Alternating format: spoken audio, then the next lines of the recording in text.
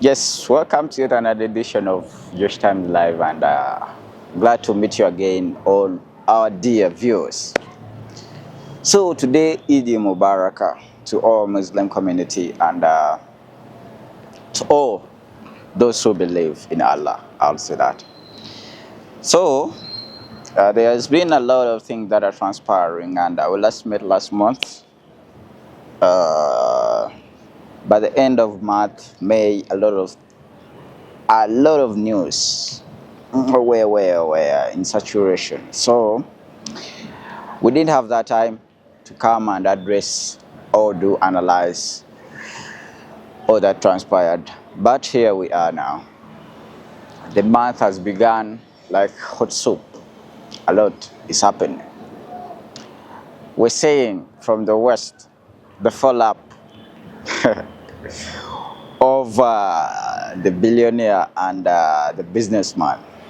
Remember I told you, these are the bloker and the businessman in the nani in a financial institution. I'll call it a financial institution for now because it's an oligarchy kind of government. So you couldn't expect less of transactions. It's more of transactional government. And we're seeing that the fallout of Trump and Musk, it's actually bringing more. We call it hidden files or secrets, because yesterday night we saw that Elon Musk came out and said Trump was in the files of Epstein. Remember, that was a billionaire, and a lot happened.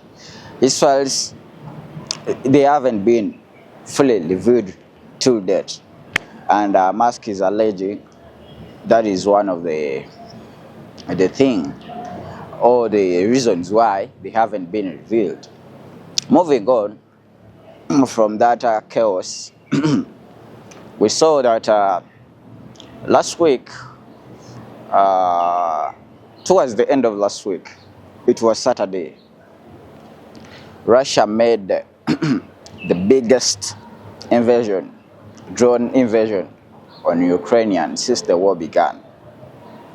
And Trump came out and said Putin is crazy for doing this, because Trump, remember, had given these two guys, the Zelensky and Putin, 2 weeks to come and at least try to what we call diplomatic negotiations about the war, peace talks.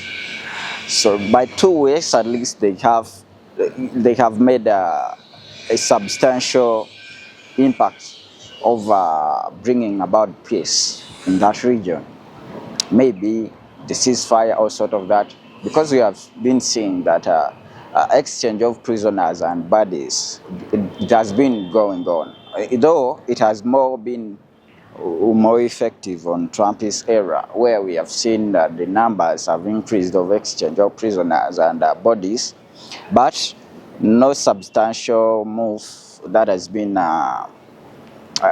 achieved in a ceasefire between these two countries. But we saw, because 3 days after, we saw that they met in Turkey, the Ukraine and envoy and the Russian envoy. But it was a surprise, and that was really surprise. Before that, we are all expecting some bigger things or bigger to happen on Monday. But it was a surprise, but not a big one. Was not the biggest surprise for the world. What came on next on Sunday was totally the biggest of all. Guess what? The SAB or the SUB, the intelligence agency of Ukraine, with the head of state of Ukraine on Sunday. They came out. Zelensky himself said, our offices were near the FSB. FSB is the intelligence agency of Russia. We are directly opposite the FSB offices, headquarters in one of the regions of Russia. That's where our SUB were, and they used this base to make attempts, all the biggest ever invasion on Russia since the war began. Guess what? 5 bases, air bases, were targeted in the invasion. Ukraine did this after Russia had invaded on Saturday. Ukraine came out, retaliated with more fire and fury to their counterparts. We shall call them counterparts because they're in the same league. For now, you can't go in a war with Russia because we thought that this war was the Goliath and David thing. Putin was the Goliath and Zelensky was the David. But we are seeing it's not. We can right now say that they are on the same league, in the same table. So we saw that what came out, 40 aircrafts were shot down, were destroyed actually. This included the TU. I'll get, but there are 3 prominent aircrafts that were destroyed, and in this 40, it's 7.1 or $2 billion that were destroyed. Actually, let's be precise, it's $7 billion that were destroyed in this invasion. It was made in on 5 air bases of Russia, and you can't really tell what a surprise it made to Russia and more so to Putin. So we saw that it continued for a few. It happened for few hours, but on Tuesday it was discovered that this SUB used frame houses, and these were built, but they didn't use advanced drones as usual, because Ukraine has been making attacks on Russia, but not on this high caliber, like on this pedigree, you know. But for today, on Sunday invasion, it used a less advanced drone technology. They used flame houses, transported these drones to Russia, to Russian territories. They gave transportation companies. They transported these drones in 5 regions where they were planning for these attempts. And even the drivers didn't know that they were carrying drones. So they were actually surprised that, because one of the driver who was carrying over one of the flame houses, he said, as I was moving and about to reach the destination, because they had already been paid to transport this, so he got a call from unknown personnel. He told him, your agent or the partner or your client is asking, at least wait, he has another package to give you so that you can help him.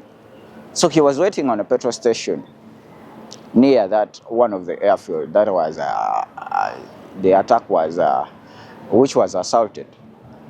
So he just saw the flame houses were moving, like the tops were moving out, and the things were the drones came out, went, did their work. But what surprised them most after the drones had made the attacks, the flamehouses did the self-destruction. They distracted themselves so that the Russians don't get that technology. Moving on, the meeting, the peace talks that were to happen on Monday, surprisingly it went on, because as we know, Russia already said the war can still go on and the peace can still happen. The peace talks can still happen. So they came along, and the envoy came, but what didn't happen, because at last meeting, the Nani, who is bringing about trying to bring these guys to negotiate, asked these guys to state how they think they are Nani. These peace talks can be can be, how can I say it? How they can handle it. What do they think? How they can be handled? So they asked them to go and state each what they think they can go about these peace talks. So the Ukraine came with this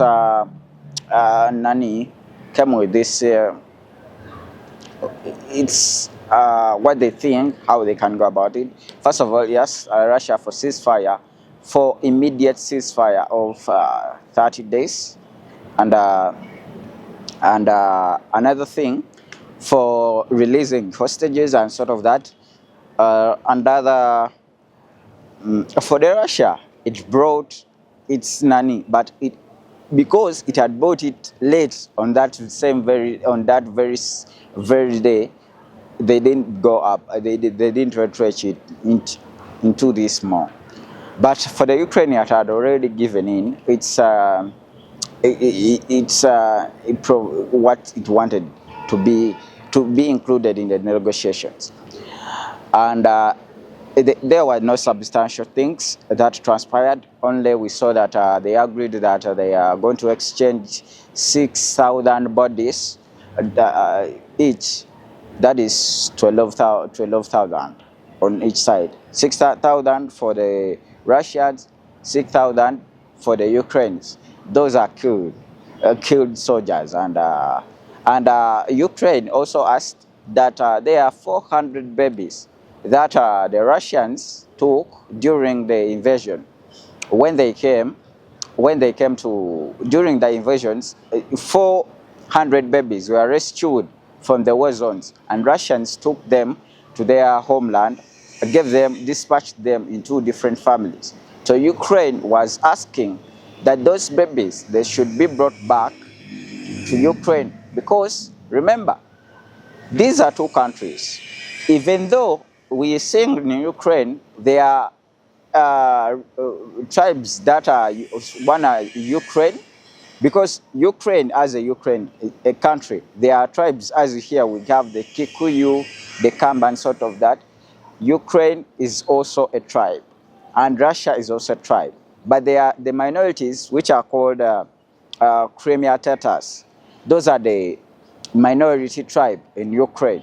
So the two countries, they have different customs. So the Ukrainian are asking, bring those babies, though you help them from the war zones, but they need to come back here home.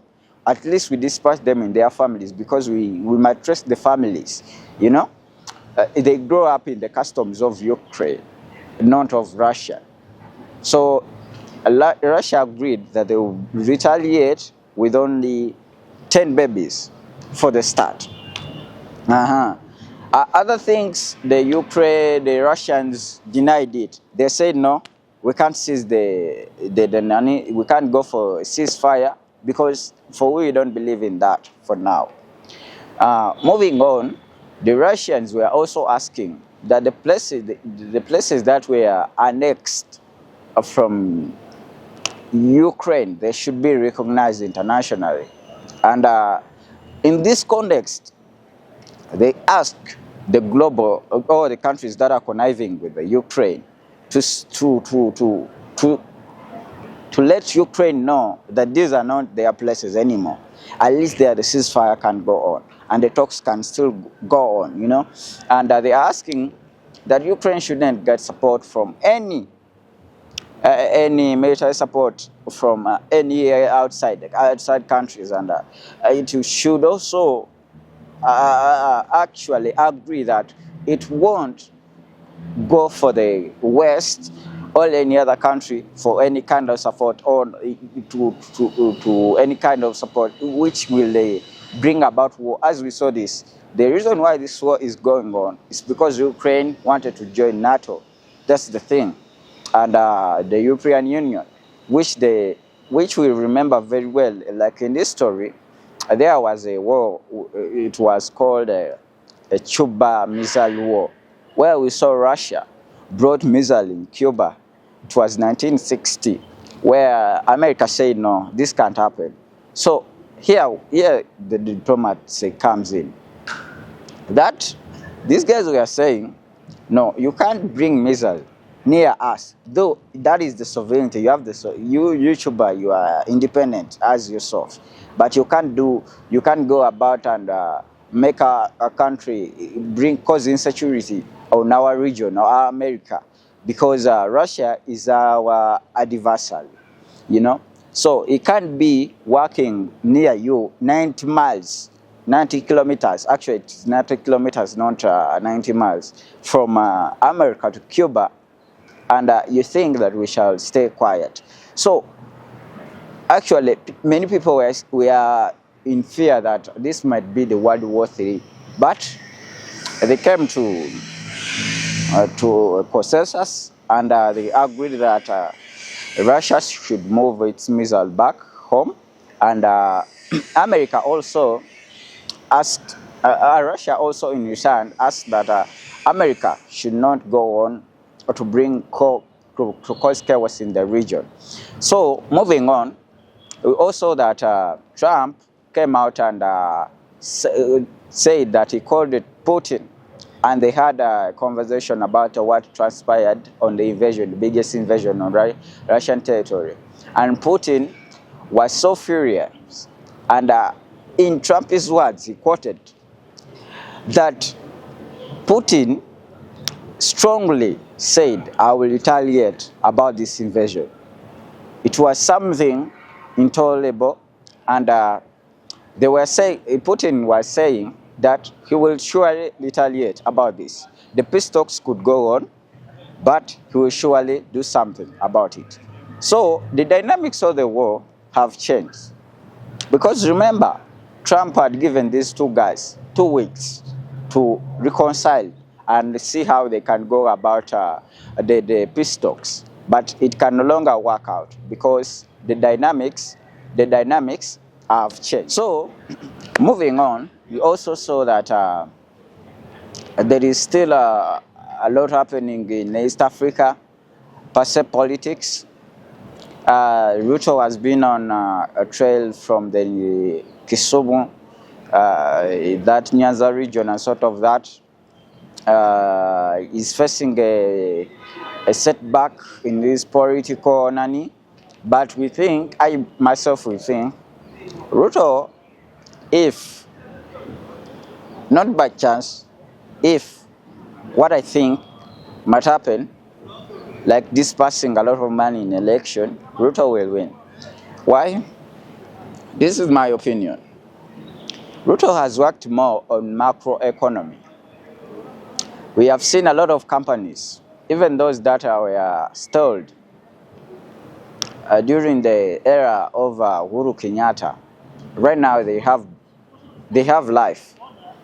We are seeing that they are thriving and making more profits. What does this present? What does this present? It shows you that most of the companies and the big men, what we call the rich guys in our country, they're in support of Ruto's policy. Though Ruto's policies, they don't tackle wananchi, they don't go for microeconomy. So this will mean that by the time we go for an election, the minority will be more poor than they were in the first before Ruto came into power. This will tell you that we shall see more money in an election, and they will certainly win with money, not by hearts of the people. Majority doesn't want Ruto to be back in power because his policies doesn't tackle the wananchi. And this means that they have to use more money to make his government stay in power. He has made more profits to make him stay here. Moving on from that, I won't say a lot about that. I hope you have understood what I've said. Moving on, we also saw that the UPDF amendment bill came into parliament in Uganda and it was passed. This meant that the wananchi were to be brought back into court. And this is a political tool to be used.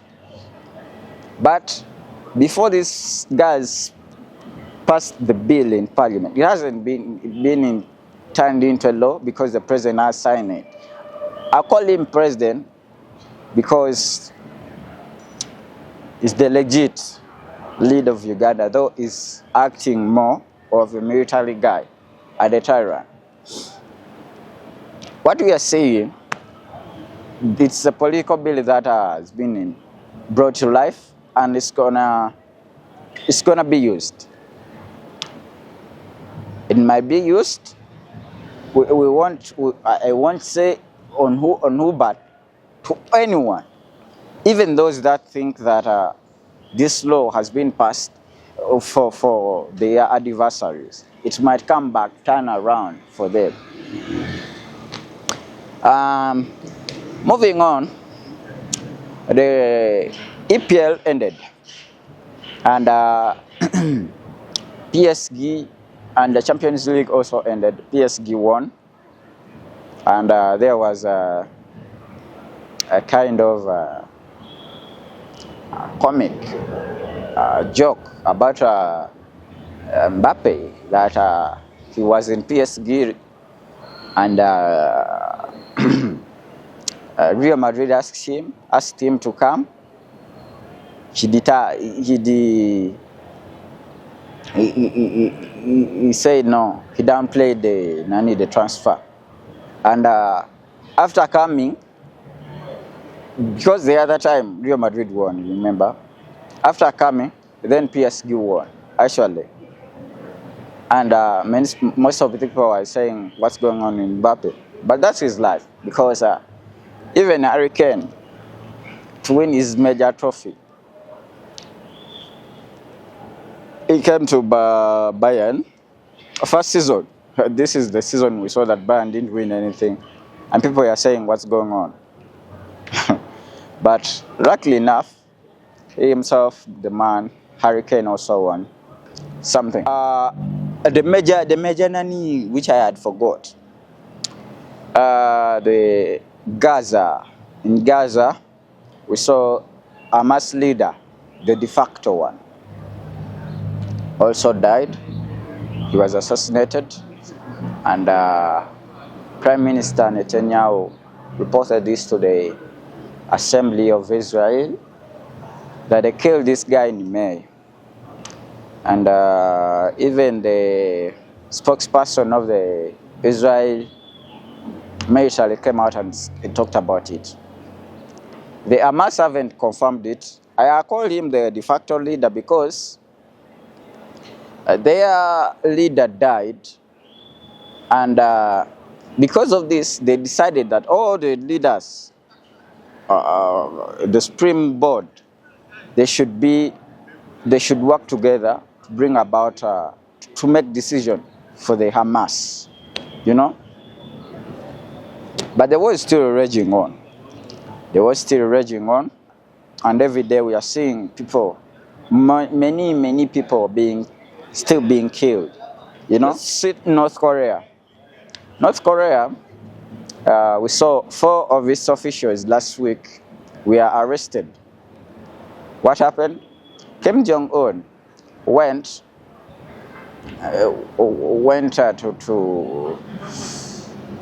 to unveil the second biggest watercraft. How can I say it? Submarine, sort of that. Water vessel, you know. I'm forgetting the real name. I'm sorry about that. But it's the second biggest because the first and they unveiled it last year. So this was the second one. It distorted.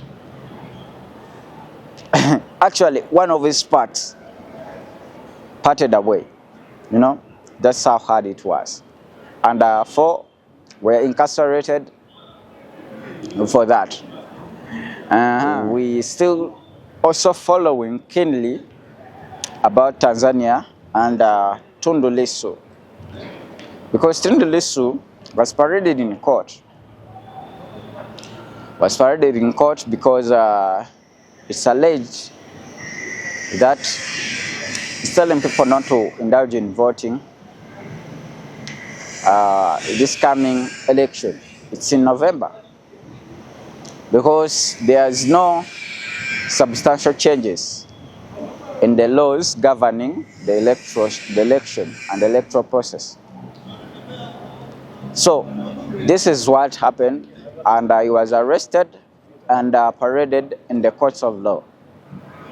Many activists came out and said, no, this is not right and should be condemned. Yeah. So for now, those are some of the stories that have transpired. I'm going to be keeping you updated.